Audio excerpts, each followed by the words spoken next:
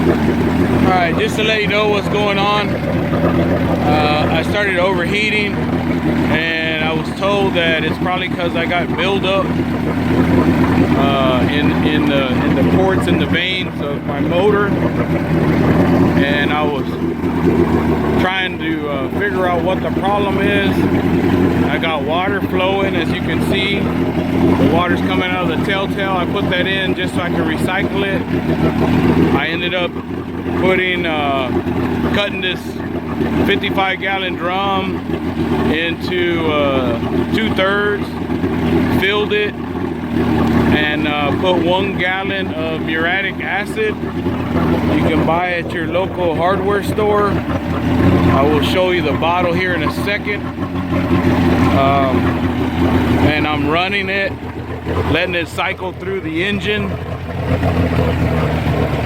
And just to show you here, here's the bottle. Muratic acid, it's like 10 bucks, 12 bucks for 2 1 gallons. So you have enough to run it, you know, a couple times the life of your boat, depending on how much you're using it.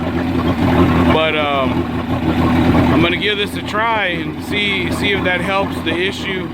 I did notice that when I cleaned up my thermostats, they were filthy. So much calcium and deposits on there, and after spraying them, you can see there that nice and shiny and clean again. So that stuff works pretty good, but you got to be careful. You can see how it's causing a little, that foam looking stuff on there, and that reaction that it's having. So we want to do this somewhere where you're not going to have animals come and drink from there and whatnot. Anyway, I'll get back here in a second.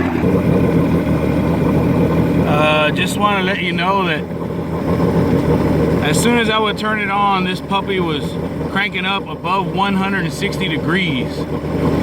And within about 6 to 10 minutes, that sucker was at 180. And I've only ran it about 10 minutes now, and I'm still sitting at about 160.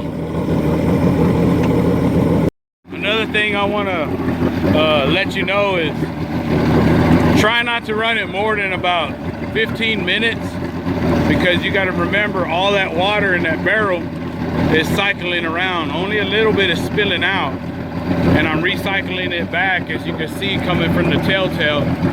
So that water is going to get pretty warm. So only run it about 10-15 minutes, if that. Keep an eye on your gauge, and then shut it down, let it cool, and then cycle it again. You know, after it cools, run it through another 10 minutes. You know, flush it out about 3 times.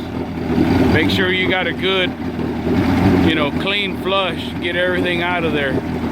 I'd get close to it and show you what the barrel looks like, but I'll do that later after I shut this puppy down. Too much splashing. I don't want to get that close yet. And so, just wanted to show you guys that I know it's getting dark. Let me turn on my Navi lights here, and maybe you can see a little better. But if you look, I'm actually sitting below 160.